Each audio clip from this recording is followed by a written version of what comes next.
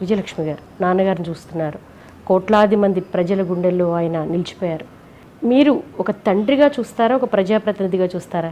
ఇప్పుడు మీ ఇంటర్వ్యూ తర్వాత మట్టుకు చెప్పాలి, ఇప్పుడు దాకా ఆయన ఇంటర్వ్యూ చూడడం కానీ ఆయనతో కలిసి కూర్చొని చేయడం ఇదే ఫస్ట్ టైం.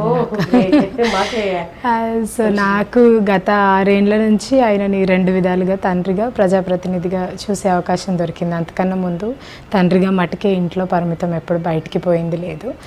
బట్ అన్నిటికన్నా మోస్ట్ ఇన్స్పిరేషనల్ ఇదేంటి అంటే ఆయన తీసుకున్న ప్రతి రోల్లో కూడా ఆయన దాంట్లో కంప్లీట్గా నిమగ్నమై ఉంటాడు. అదొక ప్రజానాయకుడే కానివ్వండి, హస్బెండ్గా అయినా, నాన్నగా అయినా, తాతగా అయినా, అట్లా ప్రతి రోల్లో ఆయన 100% ఇస్తాడు, ఏం ఆశించకుండా వెనక్కి. వాళ్ళు ఈరోజు నేను ఇస్తున్నా కదా, వాళ్ళు నాకు తిరిగి ఏమి ఇస్తారు అన్నది లేకుండా చేస్తాడు.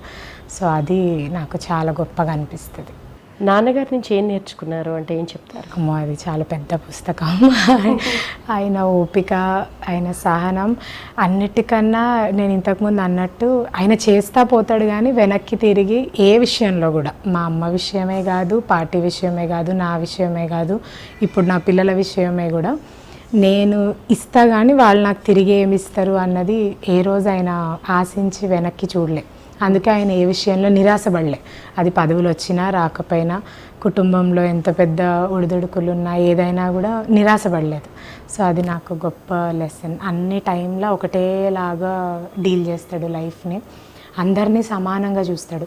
ఆయనకి డబ్బుతో కానీ, మనిషితో కానీ, హోదాతో కానీ సంబంధమే లేదు అసలు. ఇప్పుడు మీతో ఎట్లా మాట్లాడతారో, కెమెరామెన్తో అట్లే మాట్లాడతారు, మా ఇంట్లో పనివాడైనా అట్లే మాట్లాడతాడు. ఆయన ఎవరితో సంబంధం ఉండదు. అంటే పదవి ఏంది, వాళ్ళు చదువుకున్నారా లేదా, డబ్బు ఉందా లేదా, రేపు వాళ్ళు నాకు పనికొస్తారా లేదా. ఈ మధ్య అందరూ అట్లా అయిపోతున్నాం కదా. ఇది నాకు ఉపయోగపడితేనే నేను 5 నిమిషాలు ఫోన్ కాల్ అయినా ఇవ్వాలి అనుకునే ప్రపంచంలో ఆయనకు అసలు వాటితో దేంతో సంబంధం లేకుండా ఉంటాడు. సో అది గ్రేటెస్ట్ లెసన్. ఇంకా నేర్చుకుంటున్నా, కానీ అది మటుకు నేను రోజు అనుకుంటా, ఇది మన లైఫ్లో భాగం అయితే ఎదుటోళ్ళకి కూడా మనతో మాట్లాడేటప్పుడు సంతోషం వేస్తుంది అని అనిపిస్తూ ఉంటుంది. మీరు మాట్లాడుతుంటే దత్తాత్రేయ గారు మాట్లాడుతున్నట్టే ఉంది.